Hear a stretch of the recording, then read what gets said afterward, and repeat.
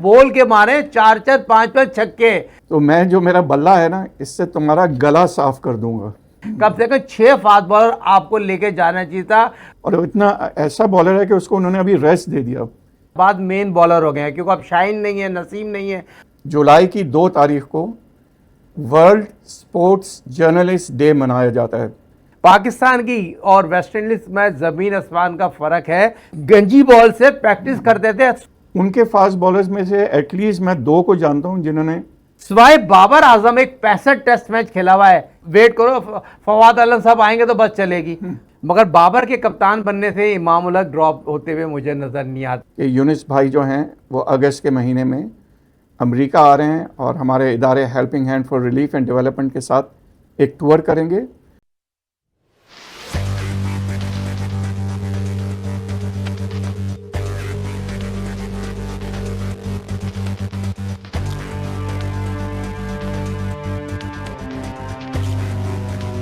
अस्सलामुअलैकुम वरहमतुल्लाहि वबरकातुहू।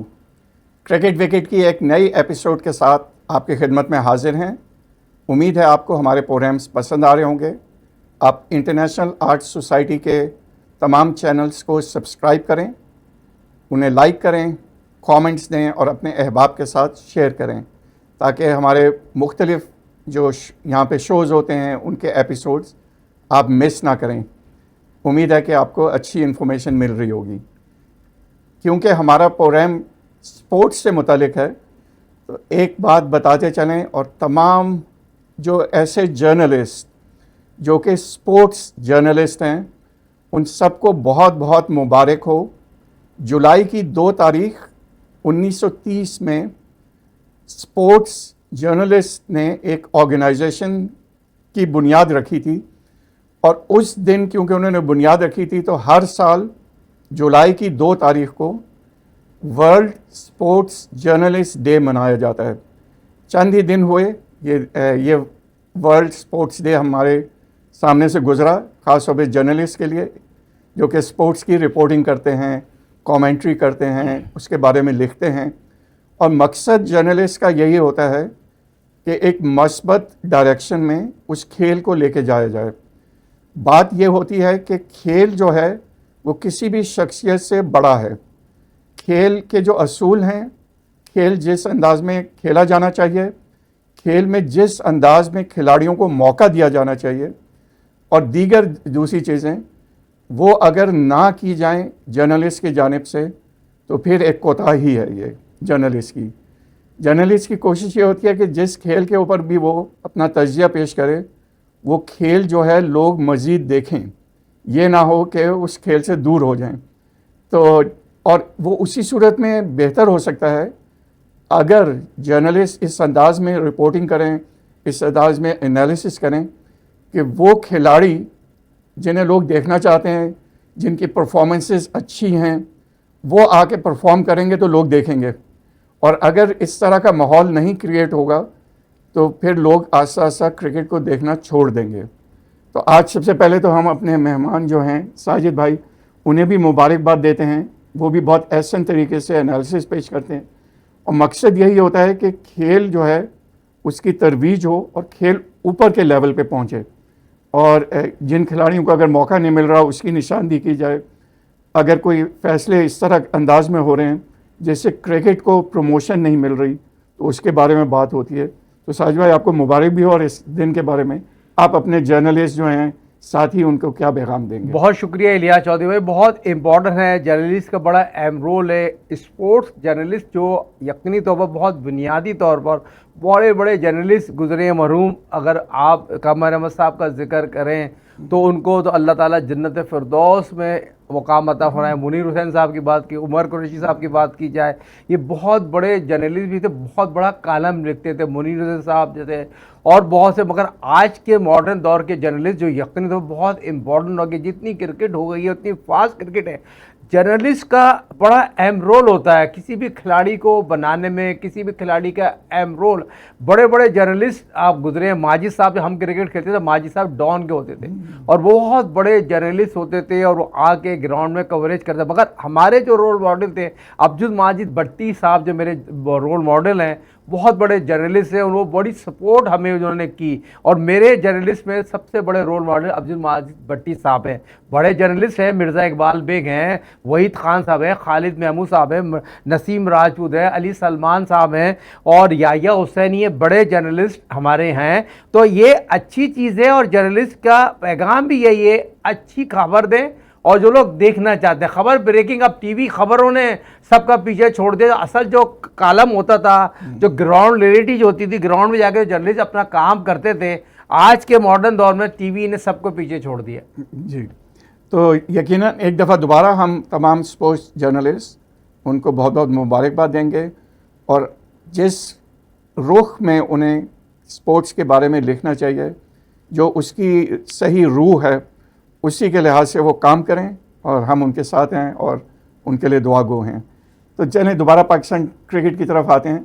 तो अभी वेस्ट इंडीज़ और श्रीलंका का मैच हो रहा है और चौथे दिन तक पहुंच चुका है जिस दिन हम इस प्रोग्राम को कर रहे हैं, और नज़र ये आ रहा है कि ये मैच ड्रॉ हो जाएगा क्योंकि श्रीलंका ने बहुत रन बनाए, 550 के करीब रन कर दिए, जिसके मुकाबले में 499 रन बना के वेस्ट इंडीज़ की टीम आउट हुई। तो आप समझ लें तकरीबन 500 रन कर दिए उन्होंने भी। और सेकेंड इनिंग में इस वक्त तक 2 खिलाड़ी आउट हैं श्रीलंका के, 92 रन हैं और लीड 140 है और सिर्फ 90 ओवर का गेम बाकी है। तो लग यही रहा है कि अगर श्रीलंका जितना भी तेज़ खेल ले और डिक्लेयर करे तो वेस्ट इंडीज़ की टीम उस मैच को ड्रॉ करने में कामयाब हो जाएगी। तो ये एक बड़ी फतह होगी ख़ास तौर पे वेस्ट इंडीज़ के लिए, क्योंकि काफ़ी नीचे नंबरों पे हैं वो, और अगर वो हार से बच जाते हैं इस मैच में तो उनके लिए काफ़ी अच्छा हो जाएगा। फिर वो 3-5 वनडे मैचेस भी खेलेंगे इसके बाद और फिर पाकिस्तान से मैच होगा। तो वो बड़ी एक मैच प्रैक्टिस के साथ टीम आएगी। तो आप क्या देखते हैं, पाकिस्तान के लिए खतरात मंडला रहे हैं?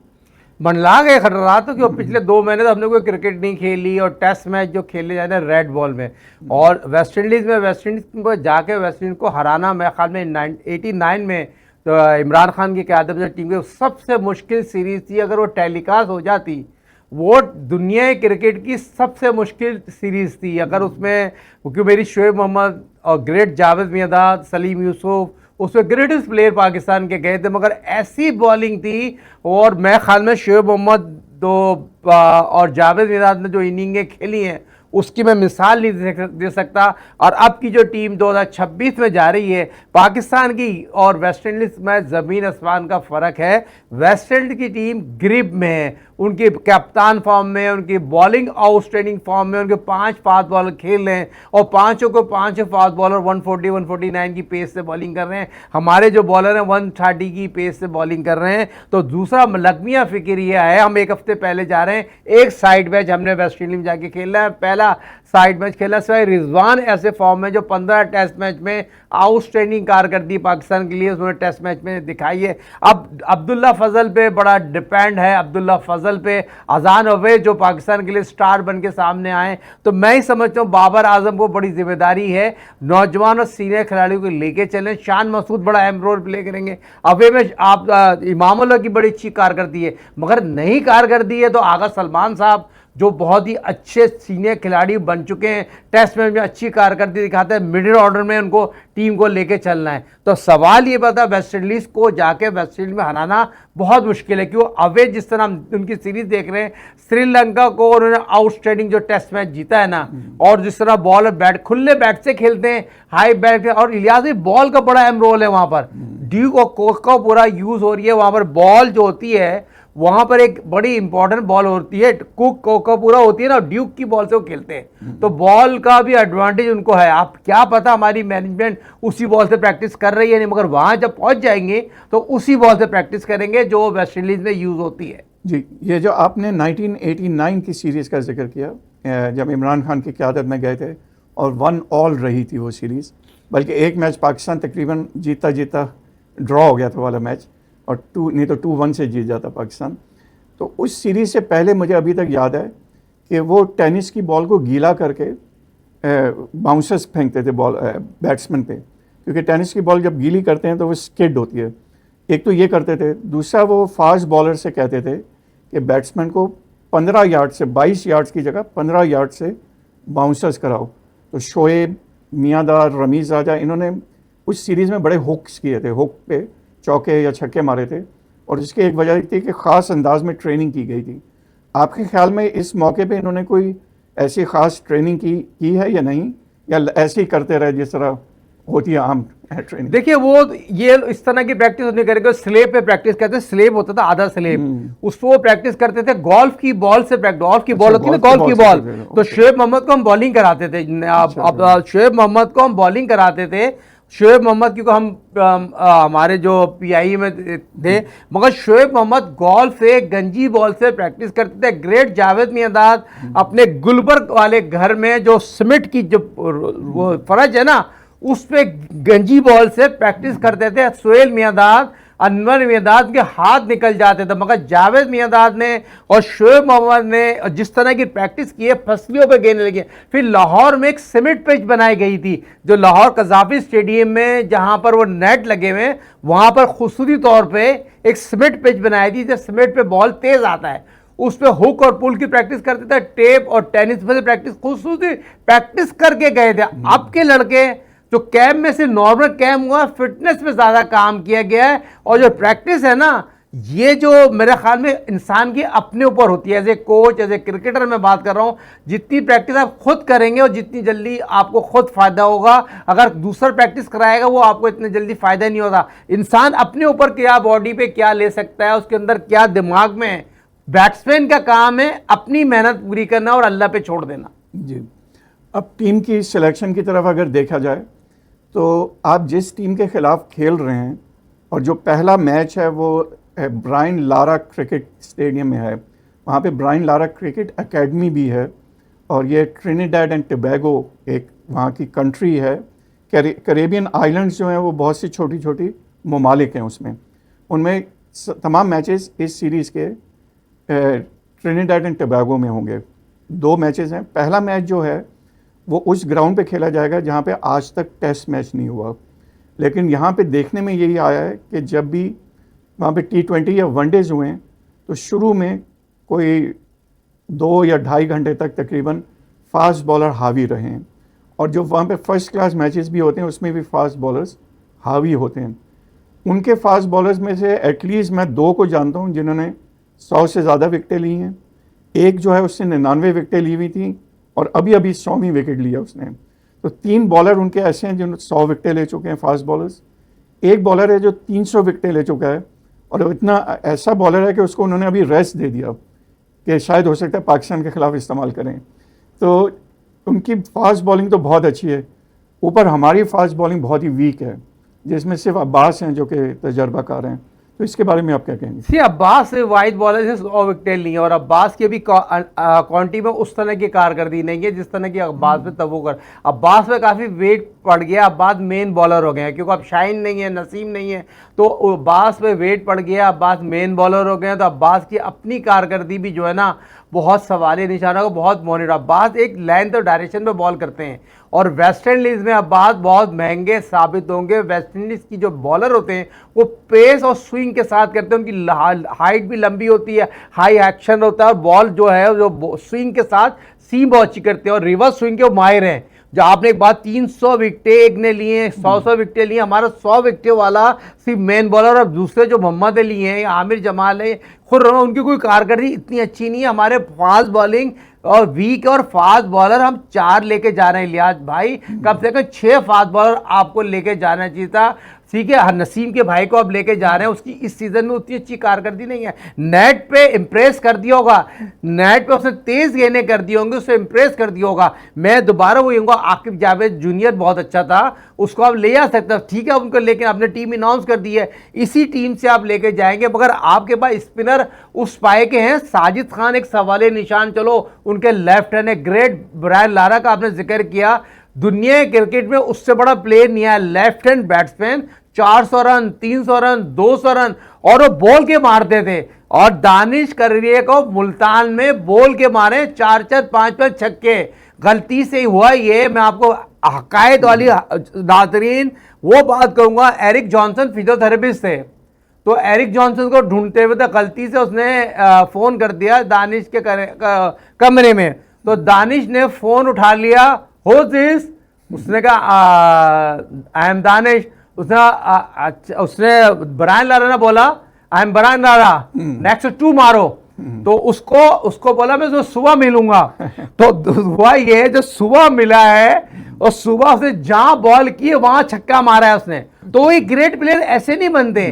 तो ग्रेट प्लेयर बड़ी मेहनत करके आते हैं। तो ब्रायन लारा थे, मगर हमारे प्लेयर कोई ब्रायन लारा के करीब नहीं है, ग्रेट जावेद मियां के करीब नहीं है, ग्रेट यूनुस खान, जहीर अब्बास, ये बड़े प्लेयर थे, इनसे बड़े प्लेयर।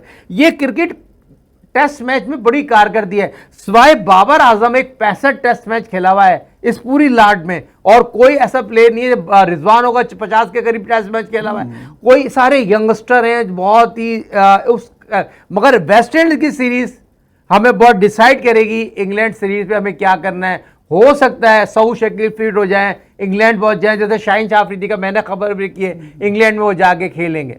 अच्छा, तो आपके ख्याल में शाहीन अफरीदी खेलेंगे? तो नाज़िर कराम, ये काफ़ी दिलचस्प पहलू इन्होंने पेश किया कि शाहीन अफरीदी अभी भी टेस्ट मैच खेल सकते हैं, जबकि बात हो रही है कि वो टेस्ट मैच खेलने के लिए फ़िट नहीं है। तो इसके ऊपर और एक दीगर और चीज़ों पर, जिस तरह उन्होंने अभी ब्रायन लारा का जिक्र किया कि उन्होंने दानिश कनेरिया को कहा कि कल मैदान में मुकाबला होगा, तो इसी तरह का एक मुकाबला विव रिचर्ड्स और डेनिस लिली का हुआ था। तो थोड़ा सा उसको बता के हम अगले जो हिस्सा होगा प्रोग्राम में, उसके शुरू में वो वाला बताएंगे रिचर्ड्स और लिली के दरमियान क्या हुआ, और उस वक्त तक के लिए एक छोटी सी break. Welcome back to cricket wicket. हम बात कर रहे थे माजी की, तो माजी की एक बात याद आई, जिस तरह अभी दानिश कनेरिया और ब्रायन लारा की बात हुई, और उसमें पाकिस्तान के उस वक्त के एक पाकिस्तान टीम के साथ होते थे एरिक जॉनसन साहब, जो कि खिलाड़ियों के मसाज किया करते थे, और ये सारा वाक़या उसके इर्द गिर्द हुआ। साजिद भाई से काफ़ी क्लोज़ फ्रेंडशिप भी है, और मुझे साजिद भाई ने मिलवाया भी उनसे। अभी मैं पाकिस्तान गया था तो उनसे मिल के आया हूँ। लेकिन एक बात मैं आपको बताना चाह रहा था, विव रिचर्ड्स और डेनिस लिली। विव रिचर्ड्स खेल रहे थे और डेनिस लिली हर बॉल बाउंसर पे बाउंसर किए जा रहे थे। एक ज़माना था कि आप जितनी चाहें बाउंसर्स कर सकते थे। आजकल के ज़माने में कुछ रिस्ट्रिक्शंस हैं। जब लगातार 4 बॉलें बाउंसर की, तो 5वीं बॉल हल्की की और स्ट्रेट की करने की कोशिश की लिली ने, लेकिन रिचर्ड आगे निकल आए। उनको पहले से पता था कि ये करेंगे, और उनके पैड्स पे थोड़ा सा ऊंची लगी। उन्होंने ज़ोरदार अपील की अंपायर से, तो अंपायर ने आउट नहीं दिया क्योंकि वो आउट नहीं था। तो विव रिचर्ड जो हैं वो आधी क्रीज पे गए, क्योंकि लिली भी आधी क्रीज तक आ चुके थे अपील करते हुए। उनके करीब गए और कहा कि अगर दोबारा तुमने इस तरह अपील की तो मैं जो मेरा बल्ला है ना, इससे तुम्हारा गला साफ कर दूंगा। तो वो खिलाड़ी इस तरह की भी बातें करते थे कि मैं बल्ले से तुम्हारे गले के गरारे कर दूंगा। तो इस तरह के मुकाबला होता था, लेकिन जब ग्राउंड से बाहर जाते थे तो फिर दोस्ती होती थी उनके दरमियान। तो हमने अभी फास्ट बॉलर्स का तो जिक्र किया ब्रेक से पहले, लेकिन आप बैट्समैन के बारे में बताएं कि हमारी बैटिंग जो है उसमें क्या इमामुल हक को कोई चांस मिलेगा, या यही होगा कि लास्ट मैच में बांग्लादेश में इमामुल हक नहीं खेले थे, तो क्या इन्हें दोबारा ड्रॉप कर दिया जाएगा या उनको कोई मौका होगा? इलियास भाई बहुत आला सवाल करने लग गए आप जो है बड़े होस्ट के नाते आपके साथ आपने बहुत प्यारी बात की। इसमें 2 चीजें बड़ी इंपॉर्टेंट है। इमामुल हक, क्योंकि बाबर और इमाम की दोस्ती बहुत अच्छी है, और बाबर इमाम की दोस्ती ऐसी है, और दोस्तियों की इमाम ने बहुत ज़्यादा उसको सफ़र भी हासिल किया है। मगर बाबर के कप्तान बनने से इमाम उल हक ड्रॉप होते हुए मुझे नज़र नहीं आते 11 रुकी टीम में। और एक और सवाल मैं आपके पास छोड़ के जा रहा हूँ। देखिए, रिजवान जो है ना, नंबर 5 पे रन बनाए टेस्ट मैच में, नंबर 5 पे खेलता था तो बहुत ज़्यादा रन बनाते हैं, और अभी कुछ मैचों में नंबर 7 पे खेला है, आखिरी मैच में 7 पे खेला है। अब बाबर कप्तान बना है। अब एक और सवाल है, आप रिजवान नंबर 5 पे बैटिंग करेंगे? ये बहुत इंपॉर्टेंट सवाल। देखिए, कप्तान ने टीम खिलानी है ना, कप्तान ऐसे तो नहीं है, बच्चा तो नहीं है दूध पीता हुआ। बाबर ने एक्सेप्ट कर ली, बाबर अपनी मर्जी की टीम खिलाएगा, बाबर अपनी मर्जी के बैटिंग ऑर्डर सेलेक्ट करेगा। तो ये चीज़ भी बताना ज़रूरी है जो हमारे नाज़रीन सुन रहे हैं। और ये इसलिए क्योंकि हमने क्रिकेट खेली है, खिलाई, हमें पता चल रहा था रिजवान के जितने भी रन हैं वो नंबर 5 पर हैं। अब पिछले दिनों नंबर 7 पे बैटिंग करने गया है। तो अब बाबर कप्तान बनाए, इमाम उल हक खेलेंगे, 200% खेलेंगे। इमाम उल हक सीनियर प्रो है और लास्ट इनिंग में 45 रन करे हैं, एक ड्रॉप हुए हैं, वो ड्रॉप हुए हैं। और अब आप इमाम उल हक को वाइस कप्तान बना सकते थे, उसको कॉन्फिडेंस तो देना। आप बाबर ने कप्तान बना दिया है तो वाइस कप्तान आपको बना देना चाहिए कि खुदा ना खासा अगर वो बाहर जाएगा तो ग्राउंड में रिजवान करेगा वाइस कप्तानी। तो कप्तान आपको वाइस कप्तान सऊद शकील को आपने बनाया था, क्या तो सऊद शकील मेरे ख्याल में ज्वाइन कर लेंगे पहले टेस्ट में ही, जिस तरह अगर वो इतने अनफिट मेरे ख्याल में नहीं हुए, इसलिए क्रिकेट बोर्ड ने अनाउंस नहीं किया। तो ये हो सकता है कि पहले टेस्ट के, ये 2 टेस्ट के बाद जो इन्होंने करा है, मगर 2 टेस्ट में खुदा ना खास्ता अगर कोई ऐसी चीज़ हो जाती है तो क्या रिजवान वाइस कप्तान है कि कौन कोई ना कोई अनाउंस कर देना चाहिए।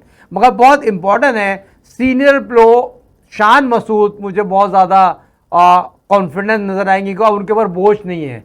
एज ए बैट्समैन बहुत ही नफीस इंसान है, एज ए इंसान बहुत अच्छे इंसान है, मगर अब पाकिस्तान के जो मेन की रोल प्ले करेंगे शान मसूद, बहुत इंपॉर्टेंट रोल प्ले करेंगे। उनका रिकॉर्ड भी बहुत अच्छा है बैटिंग में। तो मैं समझता हूँ शान मसूद बाबर को और ख़ास तौर पे आगा सलमान को टीम को लेके चलना है, यंगस्टर को लेके चलना है, रिजवान को लेके चलना है बैटिंग में। जी, जो बैटिंग अभी है पाकिस्तान की, उसमें जैसा आपने कहा कि इमाम उल हक खेलेंगे, अवैस भी को खेलना चाहिए, सेंचुरी करके आ रहे हैं, फिर बाबर हैं, शान हैं, आगा भी हैं, रिजवान भी हैं, आमिर जमाल ऑलराउंडर भी हैं। तो आपके ख्याल में अब्दुल्ला फजल की जगह भी बनती है या मुश्किल हो जाएगा उनके लिए? देखिए, अब्दुल्ला फजल बहुत खुशनसीब है, पाकिस्तान की हिस्ट्री में वो वाहिद फर्स्ट क्लास दूसरा सीज़न खेला है और सरफराज अहमद उनको टेस्ट कैप दी। इस पर कोई दौरानी, अगर सरफराज अहमद हेड कोच नहीं होते तो अब्दुल्ला फजल को टेस्ट कैप नहीं मिल सकती। और ये मिसाल होती है कोचों के मामले।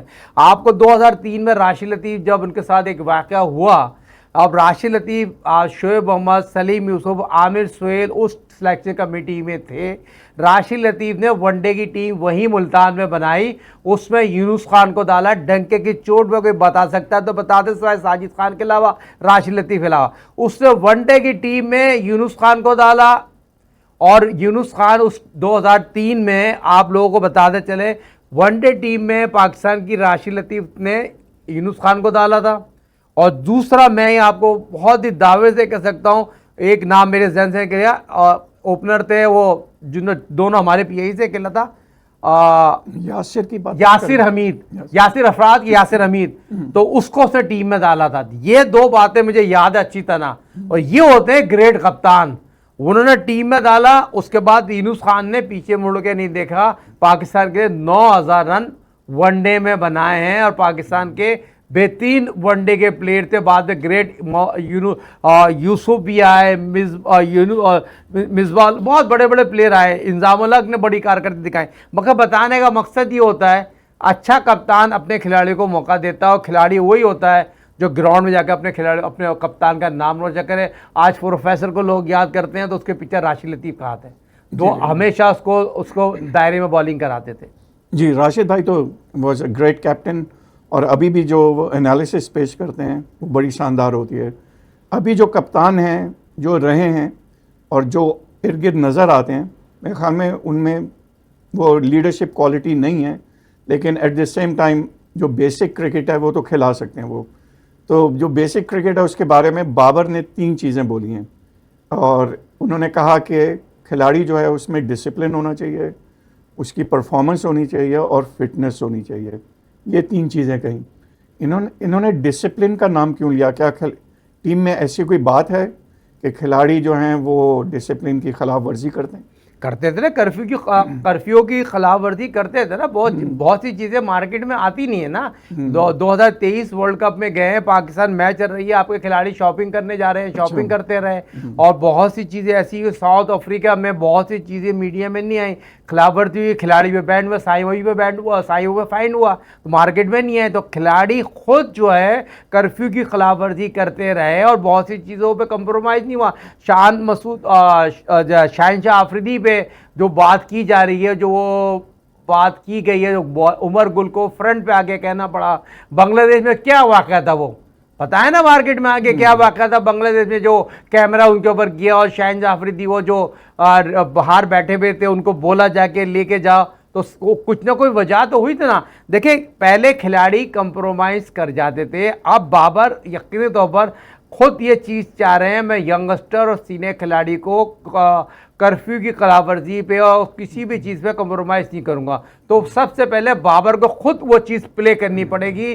जैसे कि हमने ग्राउंड में देखा वसीम अकरम को, अगर कोच 7:30 बजे का टाइम देता था बस में, वो 7:20 में वो बस में मौजूद होता था और वही चीज़ें पहनता था जिस इदारे से वो खेलता था। तो वही चीज़ खिलाड़ी पहनते। बहुत से खिलाड़ी ऐसे होते थे, आपको मैं जिंदा मिसाल देता रहूं, आप ये शोएब मोहम्मद पाकिस्तान के सिलेक्टर थे और आपके जो फवाद आलम साहब बड़ी पीक पे थे, सारे लड़के बैठ गए बस में और फवाद आलम साहब का वेट हो रहा है, तो शोएब मोहम्मद साहब ने कहा बस चला दो, उन्होंने कहा वेट करो, फवाद आलम साहब आएंगे तो बस चलेगी।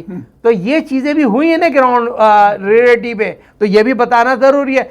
आप ये चीज़ शोएब मोहम्मद साहब की रिस्पेक्ट नहीं करते थे लड़के, फील्डिंग करते थे, फील्डिंग कोच था शोएब मोहम्मद, तो लड़के फील्डिंग कैच करते थे, शोएब भाई 2 कैच करा दो बहुत, क्यों सारा वक्त वो फुटबॉल खेल के आते थे, जब फील्डिंग का वक्त आता था और वो 2 कैच करके साइड पे हो जाते थे। ये भी बताना हमारा काम है ना, क्रिकेट हम एनालिस्ट है ना, जो ग्राउंड रियलिटी बताती है, हमने यहाँ अपने नाज़रीन को बताया। चलिए, बहुत ही दिलचस्प पहलू अगेन उन्होंने पेश कर दिया। हम इस प्रोग्राम का आखिरी सवाल आपसे ये करेंगे, उसके बाद नेक्स्ट प्रोग्राम में ये बहुत ही दिलचस्प चीज़ें बता रहे हैं आप, तो अपने जो हमारे नाजरीन हैं उनकी खिदमत में मज़ीद माजी के बारे में भी मज़ीद बताएंगे। लेकिन आपने एक नाम लिया अभी, उमर गुल। तो हमने देखा है कि सरफराज जो हैं ओवरऑल हेड कोच हैं, असद शफीक जो हैं बैटिंग कोच हैं, दोनों सिलेक्शन कमेटी में हैं। उमर गुल जो हैं वो बॉलिंग कोच हैं रेड बॉल के, लेकिन वो सिलेक्शन में कमेटी में नहीं हैं, जबकि बॉलर्स ही आपको टेस्ट मैच जितवाते हैं, यानी कि 20 विकेटें लेके देते हैं। तो आपका बॉलिंग कोच भी क्या सिलेक्शन कमेटी में होना चाहिए?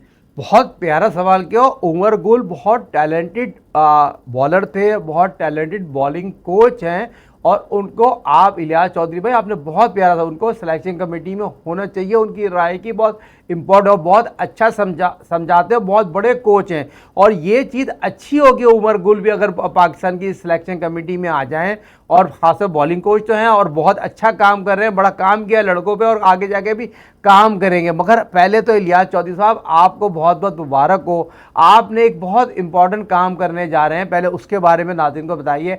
हेल्पिंग हैंड जो काम कर रही है, ग्रेटेस्ट प्लेयर पाकिस्तान की हिस्ट्री में पहली दफ़ा वो है जो 3 साल जो यूथ का प्रोग्राम था वो माशाल्लाह कंप्लीट हो गया। उससे बढ़कर ये हुआ great Yunus Khan helping hand के साथ जुड़ गए।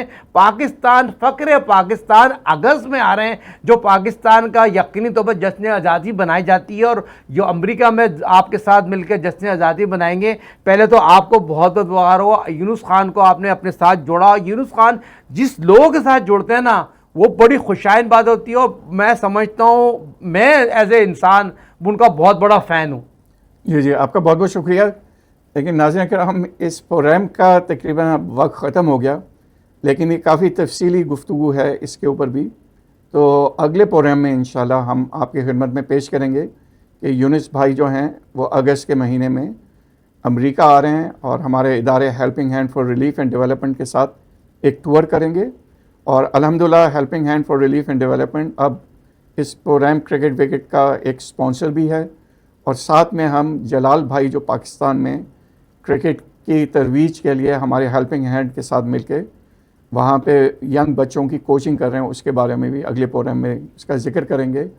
और बहुत सारी चीज़ें और जो साजिद भाई ने कही हैं उनके बारे में बताएंगे। लेकिन साजिद भाई कुछ कहना चाह रहे हैं हम। एक तो आपने एक और पेशेंगी रह गई, आपने ऑस्ट्रेलिया कहा था, ऑस्ट्रेलिया वर्ल्ड कप जीत के उनको मुबारकबाद। दूसरा फीफा वर्ल्ड कप अमेरिका आज खेल रहा match sir, FIFA world cup का बहुत अहम मैच है और अमेरिका ने जो लास्ट मैच जीता है और पूरी बड़े बड़े स्क्रीन लगी हुई है। और जिस तरह फीफा वर्ल्ड कप में आज का मैच अगर अमेरिका जीत जाती है 8 में चले जाएगा। As a football lover, as a footballer आप क्या समझते हैं फीफा वर्ल्ड कप की? जैसे आज ब्राज़ील हार गई है, इंग्लैंड जिस तरह जीती है, इस पर ज़रा रोशनी तो डाल दें। जी जी, यकीनन ब्राज़ील जो है बहुत बड़ी कंट्री है, बेशुमार वर्ल्ड कप जीत चुकी है, उनके टॉप के प्लेयर्स थे उनकी टीम में, लेकिन वो फिर भी इस टूर्नामेंट से बाहर हो गए। और यही गेम की खूबसूरती भी है कि कुछ दिन आप जीतते हैं और कुछ दिन आपको गमगीन भी कर जाते हैं, लेकिन खिलाड़ी की परफॉर्मेंस जो है वो नज़र आनी चाहिए, उसकी जस्तजू नज़र आनी चाहिए, उसकी कोशिश नज़र आनी चाहिए। और कई दफ़ा हमने देखा है कि क्रिकेट की फील्ड में इसका फुकदान होता है और खिलाड़ी जो हैं वो उस अंदाज़ में गेम को नहीं खेल रहे होते। फ़ुटबॉल में यकीनन ये बहुत बड़ा टूर्नामेंट था, 48 ममालिक थे इसमें, अगले में 64 ममालिक होंगे अगले टूर्नामेंट में। और हम दुआ करेंगे कि कहीं पाकिस्तान को भी मौका मिल जाए कि जो फ़ुटबॉल यहाँ पे यूज़ हो रहा है वो तो पाकिस्तान सियालकोट का बना हुआ है, लेकिन हमारी टीम भी मैदान में उतरे। और यूएसए, हर तरफ यूएसए यूएसए यूएसए हो रहा है, तो यूएसए के लिए भी हम दुआ जो हैं कि वो जीत जाएं। और एक और कंट्री जो हमारी नेबरिंग कंट्री है कनाडा, वो हार गई, और हमें बहुत खुशी हुई कि हमारी मोरक्को की टीम, जो एक मुसलमान खिलाड़ियों पे मबनी टीम है, वो जीती और एक अच्छी फतह हासिल की। इंग्लैंड की टीम हिस्ट्री में एक दफ़ा जीती है 1966 में, उन्होंने भी हाल ही में बहुत ही अच्छा एक मैच जीता है, तो वो भी फॉर्म में आते लग रहे हैं। और फुटबॉल में भी, दीगर खेलों में ऐसा होता है कि जब बहुत लंबा टूर्नामेंट होता है उसमें अगर शुरू में ही आप अच्छी परफॉर्मेंस देना शुरू कर दें तो कई दफ़ा ये होता है कि एंड में आप हारना शुरू हो जाते हैं तो ये भी एक इसकी खासियत है कि आप अगर शुरू में अच्छा खेलें तो एंड तक उसको कायम रखना कई दफ़ा मुश्किल हो जाता है। लेकिन अगले प्रोग्राम में हम तफसीलात और मज़ीद लेके आएंगे आपकी खिदमत में। इस प्रोग्राम में अब वक्त ख़त्म हो चुका है। बहुत बहुत शुक्रिया आपका। जज़ाकल्लाह खैर। अस्सलामु अलैकुम व रहमतुल्लाहि व बरकातुहू।